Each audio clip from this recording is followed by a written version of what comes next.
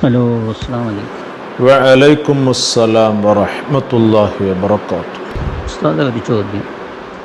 ഇപ്പോൾ സ്വപ്നം കാണലും അതിൻ്റെ വ്യാഖ്യാനം തേടലും അതിനെ പറ്റിയിട്ട് ഇസ്ലാമിക വിധി എന്താണ്? ഞാനൊരു പ്രസംഗത്തിൽ കേട്ടു, ഒരു ഉസ്താദിനോട് ഇങ്ങനെ ചോദിച്ചപ്പോൾ ആനന സ്വപ്നം കണ്ടെന്ന് പറഞ്ഞപ്പോൾ അതങ്ങനൊന്നുമില്ല എന്ന് പറഞ്ഞു. അപ്പോൾ സ്വപ്ന വ്യാഖ്യാനം ഇസ്ലാമിൽ ഉള്ളതാണോ? അതിനെ പറ്റിയിട്ട് തേടലിന് പറ്റൂലേ? എന്താണ് അതിൻ്റെ ഇസ്ലാമിക വിധി? ഇമാമിയങ്ങൾ അതിനെ പറ്റിയിട്ട് എന്താണ് പറഞ്ഞത്? ഇൻഷാ അല്ലാഹ് ഒന്ന് വിശദീകരിച്ചാൽ. സ്വപ്നം കാണലും സ്വപ്നവ്യാഖ്യാനം തേടലുമൊക്കെ മനുഷ്യന്മാരുള്ള കാലം മുതൽക്കേ ഉണ്ട്. പിന്നെ അതിൻ്റെ വ്യാഖ്യാനം പറയണമെങ്കിൽ അതിനെപ്പറ്റി അറിവ് വേണം. അതിപ്പോൾ ഇതിൽ നല്ല എല്ലാത്തിലും അങ്ങനെ തന്നെയല്ലേ. ഏതൊരു വിഷയമാണെങ്കിലും നമ്മളതിൽ സംസാരിക്കണമെങ്കിൽ അതിനെപ്പറ്റി നമുക്ക് അറിവ് വേണം. പിന്നെ സ്വപ്നവ്യാഖ്യാനത്തിൻ്റെ അറിവ് എന്ന് പറഞ്ഞാൽ ഇച്ചിരി ടഫാ. അത് പറയണമെങ്കിൽ നല്ലോണം അതിനെപ്പറ്റി പഠിച്ചവർക്ക് മാത്രമേ പറയാൻ കഴിയുള്ളൂ. ഏതായാലും ഇസ്ലാമിൽ അങ്ങനെ താബീർ, അതാണ് ആ സബ്ജക്റ്റ്, താബീർ, സ്വപ്നവ്യാഖ്യാനം എന്ന് പറഞ്ഞത് വളരെയധികം ചർച്ച ചെയ്യപ്പെട്ടൊരു വിഷയവും അതുപോലെ തന്നെ ഈ ശറഇൻ്റെ നിയമത്തിൽ അത് അത്രയും അങ്ങനെ ഒരു വിജ്ഞാന ഒരു കലയായിട്ട് തന്നെ ഉലമാ അംഗീകരിച്ചതും ഒക്കെ തന്നെയാണ്. അത് വലിയ സംഭവം തന്നെ, ചെറുതായിട്ട് കാണുക എന്നൊന്നുമില്ല. പക്ഷെങ്കിൽ അത് പറയുന്നിടത്ത് ഇച്ചിരി പ്രയാസം ഉണ്ടാകും. അതിപ്പോൾ എല്ലാം എളുപ്പമാകും പോലെ ചിലത് എളുപ്പമായിക്കൊള്ളുന്നുണ്ടാവില്ല. ഇപ്പോൾ കർമ്മശാസ്ത്രത്തിൽ തന്നെ നമ്മൾ മതവിധി പറയുന്നിടത്ത് തന്നെ നിസ്കാരത്തിൽ നോമ്പിൻ്റെ ഹജ്ജിൻ്റെ ഒക്കെ ഇങ്ങനെ നിയമങ്ങൾ പറയുമ്പം എന്നതുപോലെ എല്ലാ അനന്തരാവകാശം ഫറാഇൽ എന്ന് പറഞ്ഞ സബ്ജക്റ്റ് ഉണ്ട്. ഈ പറയുന്ന എൻ്റെ കർമ്മശാസ്ത്രത്തിൽ തന്നെ ഫറാഇൽ, ഒരാൾ മരിച്ചു കഴിഞ്ഞാൽ ഇത്ര മക്കളുണ്ട്, ഇത്ര സ്വത്തുണ്ട്, അപ്പോൾ ഓഹരി വെക്കുന്ന രൂപങ്ങൾ. അപ്പം അതിൽ ആൺകുട്ടികളൊന്നുമില്ല, പെൺകുട്ടികളെ ഉള്ളൂ എന്നൊക്കെ പറയുമ്പോൾ പിന്നെ ഓഹരി അങ്ങോട്ട് പിന്നെയും കുറച്ച് പുറത്തേക്ക് പോകുന്ന രൂപങ്ങൾ, അളാപ്പ മക്കൾ ഇങ്ങനെ തുടങ്ങിയിട്ട് മൂത്താപ്പ മക്കൾ അങ്ങനെ തുടങ്ങിയിട്ട് അങ്ങനെ ഒരുപാട്. അപ്പം അങ്ങനെ ആകുമ്പോൾ അവിടെയൊക്കെ അത് എങ്ങനെയാണ് അതിൻ്റെ രൂപത്തിൽ എത്ര ഓഹരികൾ, എങ്ങനെ ഓഹരികൾ, ഇതൊക്കെ നല്ലോണം പഠിച്ചവർക്ക് മാത്രമേ അറിയാൻ കഴിയുള്ളൂ. ചെറിയ പഠനമൊന്നും മതിയാകൂല. കാരണം ഈ പറയുന്ന കർമ്മശാസ്ത്രത്തിൻ്റെ വിഷയത്തിൽ കുറച്ച് ടഫ് കൂടിയൊരു ഫന്നാണത്. അപ്പം ഇന്നതുപോലെ ഈ പറയുന്ന ഇൽമിൻ്റെ വലിയൊരു ശേഖര കലവറ എന്നൊക്കെ പറയുന്ന ഈ അറിവ്, അതിൻ്റെ കൂട്ടത്തിൽ ഇച്ചിരി ടഫും പ്രയാസമുള്ള ഒരു സബ്ജക്റ്റ് തന്നെയാണ് ഈ തഅബീർ, സ്വപ്നവ്യാഖ്യാനം തേടുക എന്നുള്ളത്. അത് മനുഷ്യർ ചോദിച്ചുകൊണ്ട് വെക്കും, ജനങ്ങൾ ചോദിക്കും. കാരണം എന്താ, അതിന് ജനങ്ങൾ പല രൂപത്തിലല്ലേ, പലതിനോടും എൻ്റെ ഈ പറയുന്ന എൻ്റെ ആകർഷണീയത കൂടുതലുള്ള ആളുകളുണ്ടാകും.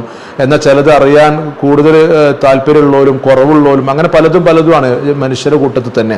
അപ്പം ചില ആളുകൾക്ക് ഈ സ്വപ്നവ്യാഖ്യാനം തേടുക, സ്വപ്നം കണ്ടത് ഇങ്ങനെ ചോദിക്കുക, അതെന്തായിരിക്കും ഇതെന്തായിരിക്കും എന്നുള്ളത് ഇങ്ങനെ ചോദിക്കുക എന്ന് പറഞ്ഞാൽ അതൊരു ഇൻട്രസ്റ്റ് ഉള്ള കാര്യമായിരിക്കും. അപ്പം അവർ ചോദിക്കും എത്രത്തോളം. ചില ആളുകളൊക്കെ സ്വപ്നവ്യാഖ്യാനത്തിൻ്റെ പറ്റിയിട്ട് എഴുതിയ മലയാളത്തിൻ്റെ ഗ്രന്ഥങ്ങൾ അതൊക്കെ കിട്ടാവുന്നതൊക്കെ മേടിച്ചിട്ട് അവർ ഉറങ്ങുന്നതിൻ്റെ മുമ്പ് തലയണൻ്റെ ചോട്ടിൽ കൊണ്ടുപോയി വെക്കും. എന്നിട്ട് രാവിലെ തന്നെ എണീക്കുന്ന സമയത്ത് ഉടനെ എടുത്തു നോക്കും. കാരണം എന്താ, മറന്നു പോകും.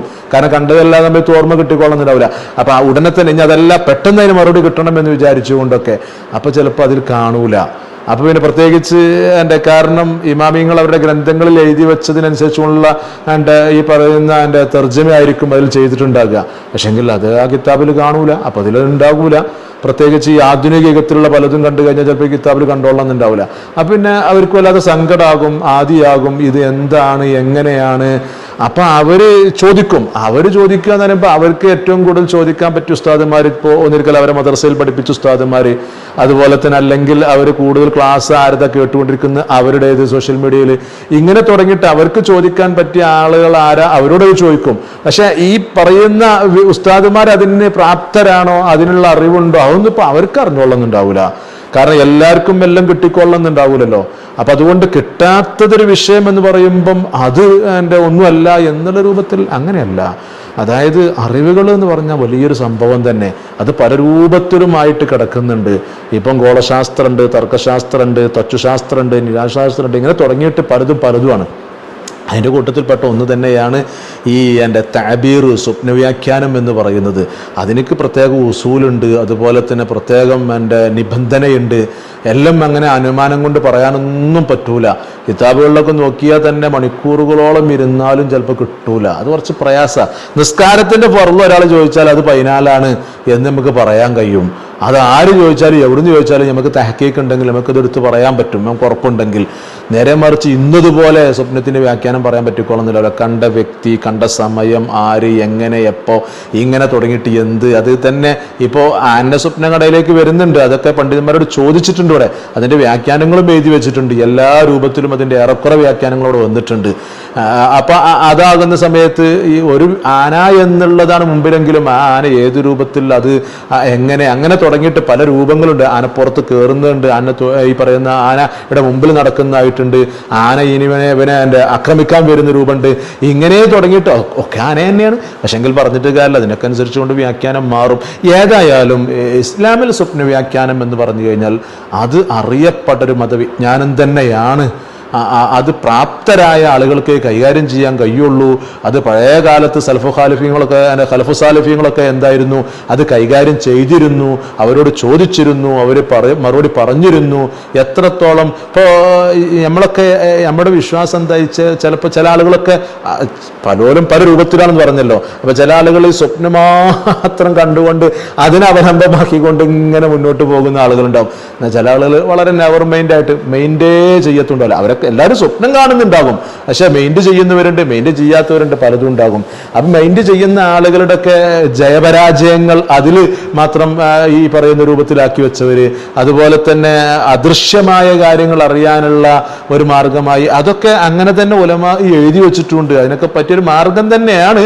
പക്ഷെങ്കിൽ കൂടെ അത് സാഹചര്യ സന്ദർഭങ്ങൾ, ആരോട് ചോദിക്കണം, എങ്ങനെ ചോദിക്കണം, ഇങ്ങനെയൊക്കെ തുടങ്ങിയിട്ട് രേഖകൾ അതിനെഴുതിയിട്ട് അതിനനുസരിച്ച് കൊണ്ടാകുമ്പോഴാണ് അതൊക്കെ അതിൻ്റെ കെട്ടുമട്ടോ ആകുമ്പോഴേ അതിൻ്റെ മട്ടത്തിലാകുള്ളൂ. ഏതായാലും ഇങ്ങനെ സ്വപ്ന വ്യാഖ്യാനം തേടൽ പഴയ കാലത്ത് തന്നെ ഉണ്ട് എന്ന് മാത്രമല്ല, അത് ഇസ്ലാമിൽ അറിയപ്പെട്ട ഒരു വിജ്ഞാന ശാഖയാണെന്ന് മാത്രമല്ല, അത് വൈബിയായ കാര്യങ്ങളൊക്കെ, അദൃശ്യമായ കാര്യങ്ങൾ അറിയാനുള്ള ഒരു മാർഗം തന്നെയാണ് എന്നുള്ള കാര്യങ്ങളൊക്കെ ഇതിനെ സംബന്ധിച്ചിടത്തോളം ഇബ്നു ഖൽദൂൻ റളിയല്ലാഹു അൻഹു അവിടുത്തെ മുഖദ്ദിമയിൽ വ്യക്തമായിട്ട് പറയുന്നുണ്ട്. ഈ ഇബ്നു ഖൽദൂൻ തങ്ങളുടെ മുഖദ്ദിമയുടെ 472 പേജിലായിട്ട് കണ്ടോ, ഈ ഹെഡിങ് തന്നെ ഫീ ഇൽമിൻ തഅബീരി റുഇയ, സ്വപ്നവ്യാഖ്യാനത്തിൻ്റെ അറിവിൽ പറയുന്ന അധ്യായം. ആദ്യമായിട്ട് പറഞ്ഞു ഹാദൽ ഇൽമു മിനൽ ഉലൂമി ശർഇയ്യത്തി. കണ്ടോ, ശർഇൽ അറിയപ്പെട്ട ഒരു വിജ്ഞാന ശേഖരം തന്നെയാണ് ഈ പറയുന്ന സ്വപ്നവ്യാഖ്യാനം എന്നുള്ളത്. എത്രത്തോളം ഫഖദ് കാന മൗജൂദൻ ഫി സലഫി കമാ ഹുവ ഫിൽ ഖലഫ്. ഖലഫു സാലിഫീങ്ങളുടെ കാലത്തൊക്കെ ഇത് ഉണ്ടായിരുന്നു. അവരങ്ങോട്ടും ചോദിക്കലും പറയലും മറുപടി പറയലൊക്കെ ഉണ്ടായിരുന്നു. എത്രത്തോളം അത് എന്ന് പറഞ്ഞു കഴിഞ്ഞാൽ വലിയ സംഭവം തന്നെയല്ലേ. ഫലക്കത് കാന യൂസുഫ് സിദ്ദീഖ് സ്വലവാത്തുല്ലാഹി അലൈഹി യുഅബ്ബിറു റുഅ്യ. അപ്പോൾ യൂസുഫ് നബി അലൈഹി സ്വലാത്തു വസ്സലാമിനക്ക് അല്ലാഹു തആല കൊടുത്ത മുഅ്ജിസത്ത്, ഓരോ പ്രവാചകന്മാർക്കും മുഅ്ജിസത്ത് ഉണ്ടല്ലോ. അപ്പോൾ അത് യൂസുഫ് നബിൻ്റെ എന്തായിരുന്നു, ഈ പറയുന്ന സ്വപ്ന വ്യാഖ്യാനം പറയൽ തന്നെ ആയിരുന്നല്ലോ. അത് ഖുർആൻ കൊണ്ട് സ്ഥിരപ്പെട്ടല്ലോ. കമാ വഖാഫിൽ ഖുർആൻ, അത് ഖുർആൻ കൊണ്ട് സ്ഥിരപ്പെട്ടതല്ലേ. മാത്രമല്ല നബി സല്ലല്ലാഹു അലൈഹി വസല്ലം തങ്ങളോട് സ്വപ്ന വ്യാഖ്യാനം ചോദിച്ചിരുന്നു, സ്വഹാബത്തിനോട് ചോദിച്ചിരുന്നു, മറുപടി പറഞ്ഞിരുന്നു. കദാലിക തബത്ത ഫി സ്വഹീഹി അൻ നബി സല്ലല്ലാഹു അലൈഹി വസല്ലം വഅൻ അബീ ബക്കർ റളിയല്ലാഹു അൻഹും. അപ്പോൾ സിദ്ദീഖ് അക്ബർ തങ്ങളോട് റസൂലുള്ളാഹിനോടൊക്കെ ചോദിച്ചു. അതൊക്കെ സ്വഹീഹ് ഹദീസിലൂടെ സ്ഥിരപ്പെട്ടതും അല്ലേ. അപ്പം അതുകൊണ്ട് അതൊരു ഇൽമിൻ്റെ വലിയൊരു കലവറ തന്നെയാണ്. എത്രത്തോളം മുദിരിക്കും മിൻ മദാരിക്കിൽ വൈബി, വൈബിയായ കാര്യങ്ങൾ അറിയാനുള്ളൊരു മാനദണ്ഡമൊക്കെ തന്നെയാണ് ഈ സ്വപ്ന വ്യാഖ്യാനം എന്നുള്ളതൊക്കെ. പക്ഷേങ്കിൽ അത് ചോദിക്കൽ ആരോട് ചോദിക്കണം, അതെങ്ങനെ, അതിൻ്റെതായ രൂപങ്ങളും മറ്റുള്ളതൊക്കെ നോക്കണം എന്നുള്ളത് ഹദീസ് കൊണ്ടൊക്കെ വളരെ സ്ഥിരപ്പെട്ട് തന്നെ. ഇപ്പം നബി സല്ലല്ലാഹു അലൈഹി വസല്ലമ തങ്ങൾ തന്നെ സുബ്ഹി നിസ്കാരം കഴിഞ്ഞാൽ സ്വഹാബത്തിനെ അഭിസംബോധന ചെയ്തുകൊണ്ട് ആദ്യമായിട്ട് ചിലപ്പോൾ ചോദിക്കാറുണ്ട്, ആരാ സ്വപ്നം കണ്ടത്, ആരൊക്കെ സ്വപ്നം കണ്ടത്. അപ്പോൾ കണ്ട സ്വപ്നങ്ങളൊക്കെ പറഞ്ഞു കൊടുക്കുമ്പം നബിതങ്ങൾ അതിൻ്റെ വ്യാഖ്യാനം പറയും. ആരും കണ്ടിട്ടില്ലെങ്കിൽ നബിതങ്ങൾ കണ്ടത് പറഞ്ഞു കൊടുക്കും. എന്നിട്ട് അതിൻ്റെ വ്യാഖ്യാനം സ്വഹാബത്ത് ചോദിച്ചു, ഇതിൻ്റെ വ്യാഖ്യാനം എന്താ. അപ്പോൾ നബിതങ്ങൾ പറയാറുണ്ട്. ആ ഹദീസുകളൊക്കെ വ്യക്തമായിക്കൊണ്ട് സ്വഹീഹായി വന്നിട്ടുണ്ട്. മഹാനായ ഇമാം ബുഖാരി റളിയല്ലാഹു അൻഹു സ്വഹീഹുൽ ബുഖാരിയിൽ ഹദീസ് കൊണ്ടുവന്നിട്ടുണ്ട്. സ്വഹീഹുൽ ബുഖാരിയുടെ 1248 പേജിലായിട്ട് 7009 ഹദീസായിട്ട് സഈദുൽ ഖുദരി റളിയല്ലാഹു അൻഹു തൊട്ട് വന്ന ഹദീസാണ്. റസൂൽ ഇതുപോലെ ഇങ്ങനെ സ്വപ്നം കണ്ടത് പറയുകയും ഒരു മനുഷ്യനെ കണ്ടു. ആ മനുഷ്യൻ്റെ ഈ പറയുന്ന ഡ്രസ്സ് ഇങ്ങനെ മേൽഭാഗത്തേക്ക് ഉയർന്നിട്ടും താഴ്ഭാഗത്തേക്കായിട്ടും ഉമർ ഫാറൂഖ് തങ്ങളെ കണ്ടു, അവരുടെ ഡ്രസ്സ് വലിച്ചേക്കുന്നതായിട്ടും ഇങ്ങനെ തുടങ്ങിയിട്ടുള്ള കാര്യങ്ങളൊക്കെ പറഞ്ഞപ്പം സ്വഹാബത്ത് ചോദിച്ചു അതിൻ്റെ വ്യാഖ്യാനം എന്താണ്. അപ്പോൾ നബി തങ്ങൾ പറഞ്ഞു കാല അദ്ദീൻ, ദീൻ എന്നാണ് ഇതിൻ്റെ വ്യാഖ്യാനം എന്നുള്ളത് പറയുകയും ചെയ്തു. ഏതായാലും ഈ ഹദീസ് വിശദീകരിച്ചുകൊണ്ട് ഓരോ ഹദീസിനും അതിന് വിശദീകരണം ഉണ്ടാവുമല്ലോ, അത് മുഹദ്ദിസീങ്ങളാണല്ലോ നൽകേണ്ടത്. അതുകൊണ്ട് ഇബ്നു ഹജർ അസ്കലാനി റളിയല്ലാഹു അൻഹു ബുഖാരി വിശദീകരിച്ചുകൊണ്ട് അവിടുത്തെ ഫതുഹുൽ ബാരിയിൽ പറയുന്നുണ്ട്, ഇതൊക്കെ എൻ്റെ സ്വപ്നവ്യാഖ്യാനം ശറഇൽ അറിയപ്പെട്ടൊരു വിജ്ഞാനം തന്നെയാണ്. അത് അറിവുള്ളവരോടാണ് ചോദിക്കേണ്ടത്. അതിൻ്റെതായ ആളുകളുണ്ട്, അവരോട് ചോദിച്ചാലേ ഇത് കിട്ടുള്ളൂ, അവരോടാണ് ചോദിക്കേണ്ടത് എന്ന് ഫതുഹുൽ ബാരിയുടെ 15-ാം വാള്യം ഇതിന് 518-ാമത്തെ പേജിൽ അത് വിശദീകരിച്ചുകൊണ്ട് പറയുന്നു. വഫിൽ ഹദീസി, ഇപ്പം ഈ ഹദീസിൽ നമുക്ക് ഉൾക്കൊള്ളാനുള്ളതാണ്. ഇത് ഹദീസിൽ എന്താ ഉള്ളത്? മശ്റൂഇയ്യത്തു തഅബീരി റുഇയ ഉണ്ടോ? സ്വപ്നവ്യാഖ്യാനം എന്ന് പറഞ്ഞാൽ അറിയപ്പെട്ട ഒന്ന് തന്നെയാണ് ഉണ്ടോ, അറിയപ്പെട്ടൊരു വിജ്ഞാന ശാഖ തന്നെയാണത്. മാത്രമല്ല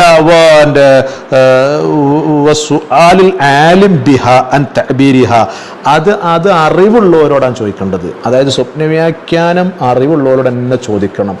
കാരണം ഹജ്ജിന്റെ നിയമങ്ങളും മറ്റുള്ള കാര്യങ്ങളും അറിയുന്നൊരു പണ്ഡിതന് ചിലപ്പോൾ എന്താവൂല, ഇതറിഞ്ഞോളന്നുണ്ടാവൂല. അതുപോലെ തന്നെ വേറെ കുറെ അറിവുള്ള കുറെ പണ്ഡിതന്മാരുണ്ടാകും, അവരോട് ചോദിച്ചാൽ ചിലപ്പോൾ ഒരു പക്ഷേ ഇപ്പം നേരത്തെ നമ്മൾ പറഞ്ഞ ഏറ്റവും ടഫ് ഉള്ളതാണ് ഫറായിദ്, മരിച്ചു കഴിഞ്ഞാൽ അനന്തര സ്വത്ത് ഓഹരി വെക്കുന്ന രൂപം, അത് വലിയ ടഫുള്ള, അത്രയും പഠിച്ച് നിപുണനായ ഒരു പണ്ഡിതനാണ്, എന്നാൽ പോലും ചിലപ്പോൾ താബീർ പറയാൻ പറ്റിക്കൊള്ളുന്നുണ്ടാവില്ല. അപ്പം അതുകൊണ്ട് ഇതിനെപ്പറ്റി അറിയുന്നവരോട് ചോദിക്കണം. മാത്രമല്ല അങ്ങനെയും പോരാ, അതൊക്കെ ഒരു ഹക്കും ബാത്തിലുള്ളവരും കൂടി ആവണം. അങ്ങനെ സലാഹ് ഖൈറിന്റെ ആളുകളൊക്കെ ആയിക്കോട്ടെ. കാരണം ഇതൊക്കെ ആൾക്കനുസരിച്ച് കൊണ്ട് വളച്ചൊടിച്ചിട്ടും അങ്ങനെ ആക്കിയിട്ടും ഇങ്ങനെ ആക്കിയിട്ടും ചിലപ്പോൾ അറിവൊക്കെ ഉണ്ടാകും, ചിലപ്പോൾ പറ്റിക്കും ചെയ്യുകയും. അപ്പൊ അതൊന്നും ഇല്ലാതിരിക്കാൻ വേണ്ടി ആ ഭാഗം വരെ അടച്ചിട്ട പണ്ഡിതന്മാരുണ്ട്. ഏതായാലും ബുഖാരി വിശദീകരിച്ചു സ്വാബൂനി ഈ പറയുന്ന ഷറഹുൽ മുയ്സിർ എന്ന കിതാബിലൂടെ ഇതിന്റെ 1-ാം വാള്യത്തിൽ അത് പറയുന്നുണ്ട്. ഇത് ഖൈർ സലാഹിന്റെ ആളും കൂടി ആയിക്കോട്ടെ ചോദിക്കുന്ന ആളുകൾ എന്നുള്ളത്. ഇതിന്റെ 68-ാമത്തെ പേജിലുണ്ടോ. ഇപ്പൊ ഈ ഹദീസ് കൊടുത്തിട്ട് മായുസ്തഫാദു മിനൽ ഹദീസി, ഈ ഹദീസിൽ നിന്ന് നമ്മക്ക് എന്താണ് മനസ്സിലാക്കാനുള്ളത്, അങ്ങനെ ഇതിന്റെ റൂട്ട് അങ്ങനെയാണ് ഈ കിതാബിന്റെ. അപ്പൊ ഇതിൽ പറയുന്നു വഫീഹി ജവാസു തഅബീരി റുഇയൽ മനാമിയ, ഉറക്കിൽ നമ്മൾ സ്വപ്നം കണ്ടു കഴിഞ്ഞാൽ നമ്മൾക്ക് അതിൻ്റെ വ്യാഖ്യാനം തേടാം, ജായിസാകും. അത് തന്നെയാണ് ഒന്നാമത് പറയാനുള്ളത്. പിന്നെ പറഞ്ഞു വസുആലു അഹ്ലിൽ ഫളി വസ്സലാഹി അൻ തഅബീരിഹ, ഈ സ്വപ്ന വ്യാഖ്യാനം തേടുമ്പം അത് സലാഹ് ഖൈറിന്റെ ആളുകളോട് ചോദിക്കണം, അതാണ് വേണ്ടത്. അതും കൂടി കൂട്ടി കൊടുത്തിട്ടുണ്ട്. അപ്പൊ അത്രത്തോളം ഇത് ആരോട് ചോദിക്കണം, എങ്ങനെ, എന്താ, ഏതാ എന്നൊക്കെ പറഞ്ഞു വെച്ചിട്ടുണ്ട്. കാരണം ഇതിന് വ്യക്തമായിട്ട് നിയമവും കാര്യങ്ങളൊക്കെ ഉണ്ടെന്നേ. പിന്നെ നമ്മളൊക്കെ ചെറുപ്പം മുതലേ കേൾക്കുന്ന ഒന്ന് തന്നെയാണ് ഈ സ്വപ്നം എന്ന് പറയുമ്പം എല്ലാ സ്വപ്നവും ഫലിച്ചോളണം എന്നുണ്ടാകൂല. അത് എൻ്റെ പ്രഭാത സമയത്തോടടുത്ത് നിൽക്കുന്ന അത്തായ സമയം എന്നൊക്കെ പറയുമല്ലോ, ആ ഒരു സമയത്ത് കാണുന്ന സ്വപ്നം ഫലിക്കുമെന്നൊക്കെ നമ്മൾ എൻ്റെ ചെറുപ്പം മുതലേ കേൾക്കുന്നത്. ഇതൊക്കെ നബി സല്ലല്ലാഹു അലൈഹി വസല്ലം തങ്ങൾ പറഞ്ഞു വെച്ച ഹദീസ് തന്നെയാണെന്നേ. റസൂലുള്ളാഹി പറഞ്ഞ ഹദീസൊക്കെ സ്വഹീഹായി വന്നിട്ടുണ്ട്.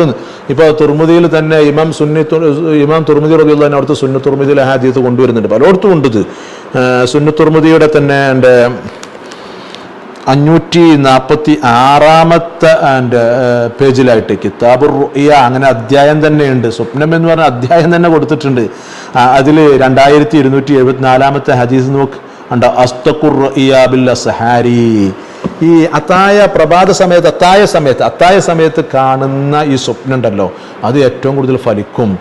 അത് റസൂലുള്ളാഹി പറയുമ്പം അത് എന്തുകൊണ്ടാണ് അങ്ങനെ പറയാൻ കാരണം എന്താ? ഈ അത്തായ സമയത്ത് കാണുന്നൊരു സ്വപ്നത്തിനേക്ക് ഇത്രമാത്രം പ്രാധാന്യം, അത് പ്രാധാന്യം ഉണ്ടെന്ന് ആ കിതാബ് വിശദീകരിച്ചു കൊടുത്ത്. തുർമുദി ഇമാമിന്റെ സുന്നത്ത് തുർമുദി വിശദീകരിച്ചു മുബാറക് ഫൂരി ഈ പറയുന്ന തുഹ്ഫത്തുൽ അഹ്വദി എന്ന് പറയുന്ന കിതാബിലൂടെ. ഇതിന്റെ 6-ാം വാള്യത്തിൽ അതിന്റെ കാരണങ്ങളൊക്കെ പറയുന്നുണ്ട്. ഒരുപാട് കാരണങ്ങളുണ്ട്. ആ സമയം ആമാശയങ്ങളൊക്കെ കാലിയായി നിൽക്കുക, ചിന്തകളൊക്കെ വളരെ ഫ്രീ ആയിട്ട് നിൽക്കുക, ഇങ്ങനെ തന്നെ ഒരുപാട് കാരണത്തിൽ പറഞ്ഞു. ആ കൂട്ടത്തിൽ പിന്നെ വീണ്ടും പറഞ്ഞു വലി അന്നഹ വഖ്തു നുസൂലിൽ മലായിക്കത്തി ലിസ്സലാത്തിൽ മശ്ഹൂദത്തി, നിസ്കാരത്തിനുവേണ്ടി മലക്കുകൾ വരെ ഹാജറാകുന്ന സമയമാണ്. അപ്പൊ ആ സമയത്തിനും പ്രാധാന്യമുണ്ട്. അത് വലിയൊരു സമയം തന്നെയാണ്, നല്ലൊരു സമയം തന്നെയാണ് എന്നുള്ള കാരണങ്ങളൊക്കെ വെച്ചിട്ടാണ് അതങ്ങനെ പറയാൻ കാരണം എന്നും പറയുന്നു. അപ്പൊ അതുകൊണ്ട് ഇതിന്റെ ഓരോരോ ബലാബലങ്ങൾ നോക്കണം, സാഹചര്യ സന്ദർഭങ്ങൾ അങ്ങനെയുള്ള കാര്യങ്ങളൊക്കെ നോക്കും. അപ്പൊ അതുകൊണ്ട് പകലിൽ കാണുന്ന സ്വപ്നം പോലെ എല്ലാ രാത്രിയിലുള്ള സ്വപ്നങ്ങൾ എന്നും ഈ ഹദീസ് കൊണ്ട് നമുക്ക് മനസ്സിലാക്കിയെടുക്കാൻ പറ്റുമെന്ന് മഹാനായ ഇമാം മുനാവി റളിയല്ലാഹു അൻഹു ഫൈദുൽ ഖദീറിലും പറയുന്നുണ്ട് ഈ ഹദീസ് വിശദീകരിച്ചുകൊണ്ട് തന്നെ. കാരണം ജാമി സഗീറിൽ എൻ്റെ ഇമാം സുയൂത്തി തങ്ങൾ കൊണ്ടുവന്നിട്ടുണ്ട് ഈ ഹദീസ്. അപ്പൊ അതിന്റെ ഷറഹാണ് ഈ പറയുന്ന എൻ്റെ മുനാവി തങ്ങളുടെ ഫൈദുൽ ഖദീർ. ഇതിന്റെ എൻ്റെ 1-ാം വാള്യം തന്നെ ഇതിന്റെ 659 പേജിലുണ്ടോ വമിൻ തമ്മ ഖാലൽ ഉലമാഉ തഅബീർ ഉണ്ടോ. ഈ ഹദീസ് ഇങ്ങനെ വരുമ്പം ഈ ഒരു കാരണം കൊണ്ട് പറയാൻ പറ്റും. ആര് പറയും? തഅബീറിന്റെ ഉലമാ, അവരാണിത് പറയേണ്ടത്. സ്വപ്നവ്യാഖ്യാന അറിയുന്ന പണ്ഡിതന്മാർ പറയുന്നുണ്ട് റുഇയൽ ലൈലി അഖ്വാ മിൻ റുഇയൻ നഹാരി, പകലിൽ കാണുന്ന സ്വപ്നം പോലെ അല്ല രാത്രിയുടെ സ്വപ്നം, അത് കുറച്ച് എൻ്റെ ഫലിക്കന്നെ ചെയ്യും, പ്രത്യേകിച്ച് അത്താഴത്തിൻ്റെ സമയത്തുള്ള സ്വപ്നങ്ങളൊക്കെ എന്ന് പ്രത്യേകം എടുത്തു പറയുകയും ചെയ്തു. അപ്പം ഇവിടെ എൻ്റെ സ്വപ്നവ്യാഖ്യാനം എന്ന് പറയുമ്പം അത് വലിയൊരു കലവറയാണ്. അത് എൻ്റെ എന്നുണ്ടെങ്കിൽ അത് അറിയുന്നവരോട് തന്നെ ചോദിക്കണം. പക്ഷെങ്കിൽ അത് അറിയുന്നവരെന്ന് പറഞ്ഞാൽ വളരെ വളരെ വിരളാണെന്ന് തന്നെ പറയണം. ആ രൂപത്തിലുള്ളത്. കാരണം അത് ഇച്ചിരി ടഫ് തന്നെയാണ്. ഏതായാലും ഇവിടെ ഇപ്പോൾ എൻ്റെ ചോദ്യം ഉന്നയിക്കുന്നത് ഇപ്പം ആനയെ സ്വപ്നം കണ്ടു, അതിലൊന്നുമില്ല, അങ്ങനെ ഒന്നുമില്ല എന്ന് പറയാൻ പറ്റൂല. കാരണം ഈ ഒരു സ്വപ്നം, ആനയെ കണ്ട സ്വപ്നങ്ങളൊക്കെ ശരിക്ക് വ്യാഖ്യാനം അറിയുന്ന പണ്ഡിതന്മാരോട് ജനങ്ങൾ ചോദിച്ചിട്ടുണ്ടെന്നേ, അവരതിന് മറുപടി പറഞ്ഞിട്ടുണ്ട്. ഒന്നുമില്ല എന്ന് പറഞ്ഞു വിട്ടൊക്കെയല്ല, അങ്ങനെയല്ല. നേരെ മറിച്ച് ആനയെ കണ്ടാലുള്ള സ്വപ്നങ്ങളും മറ്റുള്ള കൂടെ പറഞ്ഞിട്ടുണ്ട്. ആരോട് ചോദിച്ചു? ഇബ്നു സിരീൻ റഹിമഹുല്ലാ സ്വപ്ന വ്യാഖ്യാനത്തിൽ അറിയപ്പെട്ട പണ്ഡിതരാണെന്ന് എല്ലാവർക്കും അറിയുന്ന ഒരു കാര്യമാണ്. സ്വപ്നവ്യാഖ്യാനത്തിൽ ഏറ്റവും അറിയപ്പെട്ടൊരു മഹാനായിരുന്നു ഇബ്നു സിരീൻ തങ്ങൾ. ഇബ്നു സിരീൻ തങ്ങളോടൊക്കെ സ്വപ്നവ്യാഖ്യാനം ചോദിച്ചിരുന്ന ഇമാം അബൂ ഹനീഫ റളിയല്ലാഹു പോലത്തവരൊക്കെ ആയിരുന്നു. അവരൊക്കെ എന്ന് പറഞ്ഞാൽ അന്നത്തെ കാലത്ത് ജീവിച്ച പണ്ഡിതനായിരുന്നു ഇബ്നു സിരീൻ തങ്ങളൊക്കെ.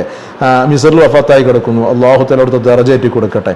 ആ ഇബ്നു സിരീൻ റഹിമഹുല്ലാഹ് തങ്ങളോട് ഈ പറയുന്ന ഇമാം അബൂ ഹനീഫ തങ്ങളൊക്കെ വ്യാഖ്യാനം തേടിയിരുന്ന ചരിത്രത്തിലുണ്ട്. ആ ഇബ്നു സിരീൻ തങ്ങളോട് തന്നെ ഒരാൾ വന്നിട്ട് ആനയെ സ്വപ്നം കണ്ടാലുള്ള വ്യാഖ്യാനം ചോദിച്ചിട്ടുണ്ട്. ഇബ്നു സിരീൻ തങ്ങളുടെ വ്യാഖ്യാനങ്ങൾ മുഴുവൻ ഒപ്പിയെടുത്തുണ്ടാക്കിയ ഒരു കിതാബാണ് ഈ പറയുന്ന തഫ്സീറുൽ അഹ്ലാമുൽ കബീർ എന്ന് പറയുന്നത്. ഇതിൽ ഇബ്നു സിരീൻ തങ്ങളുടെ വ്യാഖ്യാനം മാത്രമേ ഉള്ളൂ. ഇതിനകത്ത് ആനയുടെ അധ്യായം തന്നെ കൊണ്ടുവരുന്നുണ്ടെന്ന് 29-ാമത്തെ പേജിലുണ്ടോ അൽഫീൽ. ആന, അൽഫീൽ പറഞ്ഞ ആനല്ലേ, ആനയുടെ വ്യാഖ്യാനം എങ്ങനെയാണ്? മുഖ്തലിഫും ഫീഹി, ആദ്യം അവിടെ അങ്ങനെ പറഞ്ഞത്. അതിലൊരുപാട് അഭിപ്രായ വ്യത്യാസങ്ങളൊക്കെ ഉണ്ട് കേട്ടോ. അപ്പോൾ പല രൂപങ്ങളിലും പല ഉസ്താദുമാരും അവിടെ പറയുന്നു, ഇങ്ങനെ പറയുന്നു. അതൊക്കെ സാഹചര്യ സന്ദർഭങ്ങൾക്കനുസരിച്ചുകൊണ്ട് അങ്ങനെ പറയാൻ പറ്റുള്ളൂ. അപ്പോൾ അതിനനുസരിച്ചുകൊണ്ട് പറയും. എല്ലാവർക്കും ഒരു വ്യാഖ്യാനം ആയിക്കൊള്ളണമെന്നുണ്ടാവില്ല. എന്നാലും അതിലും അഭിപ്രായ വ്യത്യാസങ്ങളൊക്കെ നടന്നിട്ടുണ്ട്. ഇങ്ങോട്ട് കുറച്ച് അഭിപ്രായങ്ങളൊക്കെ പറഞ്ഞു. എത്രത്തോളം ഇങ്ങനെ വരെ പറഞ്ഞു, വമിൻഹും മൻ ഖാല റജുലുൻ മൽഊൻ. അപ്പൊ ആനയെ സ്വപ്നം കണ്ടു കഴിഞ്ഞാൽ ആക്ഷേപിക്കപ്പെട്ടൊരു മനുഷ്യൻ എന്നുള്ളത് അർത്ഥം വെക്കണം എന്ന് പറയുന്നു. അതിന് റീസൺ ഇല്ലത്തും കൊടുക്കുന്നുണ്ട്. എന്താ അതിൻ്റെ ഇല്ലത്ത്? എന്താ? ലി അന്നഹു മിനൽ മംസൂഖീൻ. ഈ ആന എന്ന് പറയുന്ന ഈ എൻ്റെ മൃഗം, അത് എൻ്റെ മംസൂഖ്, എൻ്റെ കോലം മറിക്കപ്പെട്ടൊരു മൃഗമാണ് എന്നുള്ളതിന് റീസൺ കാരണം പറയുന്നുണ്ട്. അതെന്താ കോലം മറിക്കപ്പെട്ടത്? 13 മൃഗങ്ങളെ, നമ്മുടെ സമുദായത്തിലൊന്നുമില്ല, 13 മൃഗങ്ങളെ മുൻകാല സമുദായങ്ങളിലൊക്കെ കോലം മറിച്ചിട്ട് വന്നിട്ടുണ്ട് എന്ന് ഉലമാ പറയുന്നുണ്ട്. മഹാനായ ഇമാം സുലൈമാനുൽ ബുജൈരിമി റഹിമഹുല്ലാ സുയൂത്തി ഇമാമിനെ ഉദ്ധരിച്ചുകൊണ്ട് ഹാഷിത്തുൽ ബുജൈരിമിൽ പറയുന്നുണ്ട്. അതായത് ഖതീബ് ഷർബീനി റഹിമഹുല്ലാ തങ്ങളുടെ ഇഖ്നാ എന്ന കിതാബ്, ആ കിതാബ് വിശദീകരിച്ചാണ് സുലൈമാനുൽ ബുജൈരിമി തങ്ങൾ ഹാഷിത്തുൽ ബുജൈരിമി തുഹ്ഫത്തുൽ അബീബ് എന്ന കിതാബ് പേരിൽ അറിയപ്പെടുന്ന കിതാബ്. ഇതിന്റെ 3-ാം വാള്യത്തിൽ നിക്കാഹിന്റെ ബാബ് നോക്കിയാൽ 13 മൃഗങ്ങളെ കോലം മറിക്കപ്പെട്ടിട്ടുണ്ട് എന്ന് പറയുന്നുണ്ട്. അതിൽ ഒന്നാമതായിട്ട് എണ്ണിയത് ഈ പറയുന്ന ഫീൽ ആനയാണ്. അതിന്റെ കാരണവും സന്ദർഭവും ഒക്കെ പറയുന്നുണ്ട് കേട്ടോ അവിടെ. അപ്പോൾ ഞാനിലേക്ക് പോകുന്നില്ല. അപ്പോൾ അവിടെ ഒന്നാമതായിട്ട് പറഞ്ഞ ആനയാണ്. അതാണ് ഇബ്നു സിരീൻ തങ്ങൾ എടുത്തിട്ടത്. അപ്പോൾ ഇതൊന്നും ചെറിയ ആളുകൾ, ഇബ്നു സിരീൻ തങ്ങൾ അംഗീകരിക്കാത്തവരുണ്ടാവില്ലല്ലോ. കാരണം സ്വപ്ന വ്യാഖ്യാനത്തിൽ അറിയപ്പെട്ട മഹാനാണ് എന്ന് എല്ലാവർക്കും അറിയാം. അതുകൊണ്ടാണ് അപ്പോൾ ആ ഒരു കാരണം വെച്ചിട്ടൊക്കെയാണ് റജുലുൻ മൽഊൻ എന്ന് പറയാൻ കാരണം. വെറുതെ പറഞ്ഞല്ല, അവർ ഞെടിയിടിൽ നിമിഷം കൊണ്ട് വ്യാഖ്യാനം കണ്ട് പറഞ്ഞു പോകും. കാരണം അത്രക്ക് പാണ്ഡിത്യം ഉണ്ടായിരുന്നതുകൊണ്ട് ഖുർആനും ഹദീസും നോക്കിയിട്ട് തന്നെ ഇതൊക്കെ പറയാം, അല്ലാതെ വെറുതെ പറയൊന്നുമില്ല. ഏതായാലും മഹാനവറുകളോട് ഇങ്ങനെ ആനയെ സ്വപ്നം കണ്ട് ചോദിച്ചിട്ടുണ്ട്. അന്ന റജുലൻ അതാ ഇബ്നു സിരീൻ ആണ്. ഇബ്നു സിരീൻ തങ്ങൾക്ക് ഒരാൾ വന്നു. ഫഖാല, അയാൾ ചോദിച്ചു, റഅയ്തുക അന്നനി അലാ ഫീൽ, ഞാൻ ആനപ്പുറത്ത് കയറുന്നതായിട്ട് സ്വപ്നം കണ്ടു. എന്താ അതിന്റെ വ്യാഖ്യാനം ചോദിച്ച മഹാനവർ എന്താ പറഞ്ഞു? ഒന്നുമില്ല എന്നാണോ?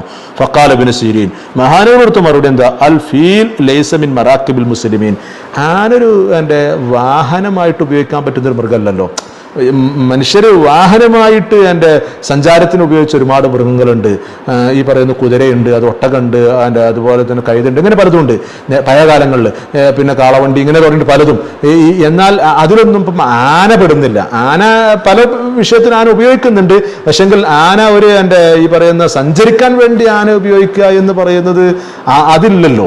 അപ്പം അതുകൊണ്ട് അത് വെച്ചുകൊണ്ട് മഹാനവർ പറയാണ്, അഖാഫു അന്നക അലാ ഗൈരിൽ ഇസ്ലാം, നിന്റെ ഇസ്ലാമിൽ എനിക്കൊരു പേടിയുണ്ട്, ഇസ്ലാമിൽ നിന്ന് ശ്രദ്ധിക്കണം എന്ന് വ്യാഖ്യാനം പറയുകയും ചെയ്തു. അപ്പൊ പിന്നെ എന്തു വേണം, അതിനനുസരിച്ചു കൊണ്ടുള്ള എന്തു വേണം, ഈ പറയുന്ന എൻ്റെ മാർഗങ്ങൾ സ്വീകരിക്കേണ്ടി വരും. അപ്പോൾ ദീന് കുറവാണ് എന്ന് പറയുമ്പം നമ്മൾ അത് കൂടുതലായിട്ട് നേടിയെടുക്കാൻ പറ്റുന്ന മാർഗങ്ങളൊക്കെ സ്വീകരിക്കുക, അതുപോലെ തന്നെ നമ്മളെ ജീവിത രീതികളൊക്കെ മെച്ചപ്പെടുത്തുക, ഇങ്ങനെ തുടങ്ങിയിട്ട് പലതും നമുക്ക് ഉണ്ടാക്കിയെടുക്കാൻ പറ്റുമല്ലോ. കാരണം ഇപ്പോൾ അതുകൊണ്ട് ഭാവിയെ തൊല്ലം ചെയ്യുന്ന ആളുകളൊക്കെ ഉണ്ടാകും. അപ്പം അതുകൊണ്ട് ജയപരാജയങ്ങളൊക്കെ നോക്കുന്ന ആളുകളൊക്കെ അപ്പം അങ്ങനെയാണ് എന്നുണ്ടെങ്കിൽ വിജയിക്കാനുള്ള മാർഗങ്ങൾ എന്തെല്ലാം ഉണ്ട്, ആ മാർഗങ്ങളും നന്മകളൊക്കെ ചെയ്തുകൊണ്ട് വ്യക്തി ജീവിതങ്ങളൊക്കെ നന്നാക്കിയെടുക്കാൻ വേണ്ടി പലതും അങ്ങനെ ഉണ്ടാക്കിയെടുക്കാൻ പറ്റുന്ന കോലങ്ങളൊക്കെ നോക്കുക, അതൊക്കെ നല്ലത് തന്നെയല്ലേ. അപ്പം അങ്ങനെയുള്ള ഒരുപാട് കാര്യങ്ങളൊക്കെ ഉണ്ട്. ഏതായാലും ഇങ്ങനെ ആനയെ സ്വപ്നം കണ്ടു കഴിഞ്ഞാൽ ഉണ്ടാകുന്ന വ്യാഖ്യാനങ്ങൾ പണ്ഡിതന്മാർ ഇത് ധാരാളം വിശദീകരിച്ചിട്ടുണ്ട്. ഒരുപാട് പണ്ഡിതന്മാരോട് ഇങ്ങനെ ചോദ്യം വന്നതുമാണ്. ഇപ്പോൾ എത്രത്തോളം നമ്മൾ കമാലുദ്ദീൻ ദമീർ റഹിമഹുല്ല ഷാഫി മദ്ഹബിലെ ഉലമാഇന്റെ കൂട്ടത്തിൽ ഫുഖഹാഇന്റെ കൂട്ടത്തിൽ അറിയപ്പെട്ടൊരു ഫഖീഹാണ്. നബി ഇമാമിന്റെ മിൻഹാജിനൊക്കെ അറിയപ്പെട്ട നജ്മുൽ വഹാജ് പോലത്തെ കിതാബുകളൊക്കെ ഉണ്ടാക്കിയ വലിയ മഹാനാണ്. മഹാനവറുകൾ ജീവികളെ പറ്റി പറയാൻ വേണ്ടി മാത്രം ഉണ്ടാക്കിയൊരു കിതാബാണ് ഹയാത്തുൽ ഹയവാനുൽ കുബറ എന്ന കിതാബ്, 4 വാള്യത്തിൽ. ഇതിൽ ഏറെക്കുറെ ജീവികളെ പറ്റിയിട്ട് മൃഗങ്ങളെ പറ്റിയിട്ടൊക്കെ പരാമർശിക്കുന്നുണ്ട്. ഏതൊരു മൃഗത്തെ പറ്റി പറയുകയാണെങ്കിലും ഇതിൻ്റെ രസം എന്താ ചോദിച്ചു കഴിഞ്ഞാൽ ഇതിൻ്റെ അവസാന ഭാഗം അതിൻ്റെ താബീർ പറയും, വ്യാഖ്യാനം പറയും. ഇവിടെ ഈ പറയുന്ന എൻ്റെ ആനക്ക് മാത്രമൊന്നുമില്ല വ്യാഖ്യാനം. സിംഹമായാലും കടുവയായാലും പുലിയായാലും പുള്ളിപ്പുലി ആയാലും അങ്ങനെ ഏതൊരു മൃഗമായാലും അതിനെ കണ്ടാലൊരു വ്യാഖ്യാനമുണ്ട്. ആ വ്യാഖ്യാനങ്ങളൊക്കെ ഇതിൽ പറഞ്ഞിട്ടുണ്ടെന്നാണ് യാഥാർത്ഥ്യം. ഇതിൻ്റെ അവസാന ഭാഗം അതാ പിന്നെ പറയാം, തഅബീർ എന്ന് പറയുന്നത്. അതായത് ഒരു മൃഗത്തെ പറ്റി ആനയാണെങ്കിൽ അതിൻ്റെ ഹുക്മ് പറയണം. അപ്പം അത് മൗക്കൂലാണോ ഗൈറു മൗക്കൂലാണോ, പിന്നെ അതിൻ്റെ രൂപങ്ങൾ മറ്റുള്ള അങ്ങനെ ഒരുപാട് കാര്യങ്ങൾ, അതിൻ്റെ പ്രത്യേകതകൾ അങ്ങനെ തുടങ്ങിയിട്ട്. ഇപ്പം സിംഹമാകുമ്പം അത് എങ്ങനെയാണ് വേട്ടയാടൽ, അത് എങ്ങനെയാണ് ഈ ഇരയെ തേടൽ, അതുപോലെ തന്നെ അതിൻ്റെ ശക്തി, അതിൻ്റെ വേഗത, ഇങ്ങനെ തുടങ്ങിയിട്ട് അതിൻ്റെ ഹുക്കുമും പറയും. മൗക്കൂലാണോ ഗൈറു മൗക്കൂലാണോ, അതിൻ്റെ കൂട്ടത്തിൽ താബീർ, അതിന് സ്വപ്നം കണ്ടാൽ എങ്ങനെയാണ്. ഇന്നതുപോലെ ആനയുടെ വിഷയത്തിലും അങ്ങനെ വന്നിട്ടുണ്ടെന്നേ. ഇതിൻ്റെ 3-ാം വാള്യം ഇതിൻ്റെ 450-ാമത്തെ പേജിലുണ്ടോ തഅബീറുൽ ഫീൽ ഫിൽ മനാം, ഉറക്കിൽ ആനെ കണ്ടാൽ എന്താണ് അതിൻ്റെ വ്യാഖ്യാനം എന്നുള്ളത്. അങ്ങനെ ഒരുപാട് നേരത്തെ പറഞ്ഞ വ്യാഖ്യാനങ്ങളും അങ്ങനെ ഒരുപാട് കാര്യങ്ങൾ ഇതിലും പറയുന്നുണ്ട്. അപ്പോൾ ആനയെ സ്വപ്നം കാണുക എന്നൊക്കെ പറഞ്ഞത് ഉലമാഇനോട് ചോദ്യം വന്നു തന്നെയാണ്. അതിനൊക്കെ അവർ വ്യക്തമായിട്ട് മറുപടി പറഞ്ഞിട്ടുണ്ട്, വ്യാഖ്യാനങ്ങൾ കൊടുത്തിട്ടുണ്ട്. അതിൻ്റെ വ്യാഖ്യാനങ്ങൾ നമ്മൾ കണ്ട സ്വപ്നത്തിനേക്ക് എങ്ങനെയാണോ വ്യാഖ്യാനം വന്നത് അതിനനുസരിച്ച് കൊണ്ട് നമ്മളെ ജീവിതം എങ്ങനെ, ചിലപ്പോൾ നമുക്ക് ഹൈറ് കിട്ടാനായിരിക്കും, ചിലപ്പോൾ നമുക്ക് ഷെറ് വരാനായിരിക്കും, അങ്ങനെയൊക്കെ തോന്നുന്നുണ്ടെങ്കിൽ അതനുസരിച്ച് കൊണ്ട് വ്യക്തി ജീവിതം ഇതാക്കുക. നേരെ മറിച്ച് അതുമാത്രം അവലംബാക്കിയിട്ട് അങ്ങനെ ഉണ്ടല്ലോ, അങ്ങനെ നിൽക്കരുത്. കാരണം എല്ലാ സ്വപ്നവും ഫലിച്ചോളണമെന്നുണ്ടല്ലോ. അതിൻ്റെ നേരത്തെ കാര്യങ്ങളൊക്കെ പറഞ്ഞല്ലോ, അതിൻ്റെ സാഹചര്യ സന്ദർഭങ്ങളൊക്കെ നോക്കിയിട്ട്. അപ്പം അതിൻ്റെതായ ആളുകൾക്ക് ഇത് പറയാൻ പറ്റുള്ളൂ, അല്ലാത്തവർക്ക് പറയാൻ കഴിയില്ല എന്നർത്ഥം. ചുരുക്കം പറയുകയാണെങ്കിൽ പിന്നെ ജനങ്ങൾ നമ്മോട് ചോദിക്കും. കാരണം അവർ ഇത് കാണുന്ന സമയത്ത് അത്രയും പ്രയാസത്തിലും വിഷമത്തിലൊക്കെ ആകുമ്പോൾ ചോദിക്കുമായിരിക്കും, അറിയെങ്കിൽ അറിയുമെന്ന് പറയുക, പിന്നെ പറഞ്ഞുതരാ, അറിയെങ്കിൽ അറിയേണ്ട രൂപത്തിൽ പറഞ്ഞു കൊടുക്കുക, ഇല്ലെങ്കിൽ പിന്നെ പറഞ്ഞുതരാ എന്ന് പറഞ്ഞു കൊടുക്കുക എന്ന് പറഞ്ഞ രൂപത്തിൽ നോക്കിയിട്ട് പറയാന്നൊക്കെ അങ്ങനെ ഉണ്ടല്ലോ. അതായത് ഏറ്റവും വലിയ അറിവ് എന്താ, അറിയില്ലെങ്കിൽ അറിയില്ല എന്ന് പറയാം. ഇനി അറിയെങ്കിൽ അപ്പോൾ അതിൻ്റെതായ റീസൺ കൊടുത്തിട്ട് എങ്ങനെ വെച്ചാൽ ആ രൂപത്തിൽ അങ്ങനെ ആകും. ഒന്നുമില്ല എന്ന് പറയരുത്. കാരണം അങ്ങനെ നമുക്ക് അറിവില്ലാത്ത നമ്മൾ അടച്ച് നിഷേധിക്കാൻ പറ്റൂല. അത് ഇതിൽ നല്ല എല്ലാത്തിലും അങ്ങനെ തന്നെയാണ്. കാരണം ചില ആളുകളൊക്കെ ഒരു കിതാബിലില്ല എന്ന് പറയും. അത് അങ്ങനെ പറയരുത്. നമ്മൾ കുറേ നോക്കി കണ്ടിട്ടില്ലെങ്കിലും നമ്മൾ കണ്ടിട്ടില്ല എന്ന് പറയലായിരിക്കും നന്നാവുക. ഒരു കിതാബിലില്ല എന്ന് പറയുന്നത് എത്രയോ കിതാബുകളല്ലേ, എവിടെയെങ്കിലുമൊക്കെ ഉണ്ടെങ്കിൽ ഇതൊക്കെ പടം എത്തിപ്പിടിക്കാൻ ആരെ കൊണ്ട് കഴിയും. അപ്പോൾ അത് ഇവിടെ തന്നെ ഇഷ്ടംപോലെ സ്വപ്ന വ്യാഖ്യാനത്തിൻ്റെ കിതാബ്, ഒരു ഭാഗം തന്നെ സ്വപ്ന വ്യാഖ്യാനത്തിൻ്റെതാണ്. തഫ്സീർ, ഹദീസ്, കർമ്മശാസ്ത്രം അങ്ങനെ തുടങ്ങിയിട്ട്. അപ്പോൾ ഇന്നതുപോലെ ഒരു ഭാഗം തന്നെ ഈ പറയുന്ന സ്വപ്ന വ്യാഖ്യാനം, തിബ് ചികിത്സ, റസൂലുള്ളാഹിന്റെ ചികിത്സ എങ്ങനെയായിരുന്നു, ഇങ്ങനെ തുടങ്ങിയിട്ടൊക്കെ പരിചയപ്പെടുന്ന രൂപം. അതിനൊക്കെ ഓരോന്ന് ഉസൂലും മറ്റുമൊക്കെ ഉണ്ട്. അപ്പോൾ അതിൻ്റെ ഭാഗങ്ങൾ എടുത്തിങ്ങനെ നോക്കുന്ന സമയത്ത് നമുക്ക് മനസ്സിലാകും അതിൻ്റെ ഓരോ കാര്യങ്ങളൊക്കെ. അപ്പോൾ അതറിയെങ്കിൽ നമ്മൾ പറഞ്ഞു കൊടുക്കുക, ഇല്ലെങ്കിൽ അറിയില്ല എന്ന് പറയുക, ഇല്ലെങ്കിൽ പിന്നീട് നോക്കിയിട്ട് പറയുക എന്ന് പറയുക. ചില ആളുകളോട് അറിയില്ല എന്ന് പറഞ്ഞാലും നമ്മുടെയും കാര്യം അവർ നോക്കണം കേട്ടോ. ചോദിക്കുന്ന ആളുകൾ അറിയില്ല എന്ന് പറഞ്ഞാൽ പിന്നെ അയാളെ വിടണം, പിന്നെ അയാളായിട്ട് വെറുതെ ഇറങ്ങാറ്. അറിയില്ല പറഞ്ഞാൽ ഇനിയും ചില ആളുകൾ നമ്മളെ ഇറങ്ങാറാക്കിക്കൊണ്ടിരിക്കും. എന്താ അറിയാത്ത നിങ്ങൾ ഒഴിഞ്ഞു മാറുക, അങ്ങനെയൊന്നും പറയരുത്. അറിയില്ലെങ്കിൽ അയാൾക്ക് അറിയില്ല, അത്രേ ഉള്ളൂ. അപ്പോൾ പിന്നെ വേറെ ആളോട് ചോദിക്കേണ്ടി വരും. അപ്പോൾ അവർക്ക് ഇഷ്ടമുള്ളവരോട് ചോദിച്ചോട്ടെ, അവർക്ക് അതിൻ്റെതായ രൂപത്തിൽ പോവുകയും ചെയ്യാം, നമുക്ക് നമ്മളതായ രൂപം സ്വീകരിക്കുകയും ചെയ്യാം. ഏതായാലും സ്വപ്നവ്യാഖ്യാനം, സ്വപ്നം കാണുക, സ്വപ്നവ്യാഖ്യാനം എന്നൊക്കെ പറഞ്ഞാൽ അത് തേടൽ എന്നൊക്കെ പറഞ്ഞാൽ ഇസ്ലാമിൽ അറിയപ്പെട്ട ഒരു ഇൽമിൻ്റെ ഒരു കലവറ തന്നെയാണ്. പക്ഷെങ്കിൽ പറയണമെങ്കിൽ അത് ഇച്ചിരി എൻ്റെ പ്രയാസം ഉണ്ടാകും എന്നാണ് അതിന് മനസ്സിലാവുന്നതൊക്കെ കേട്ടോ.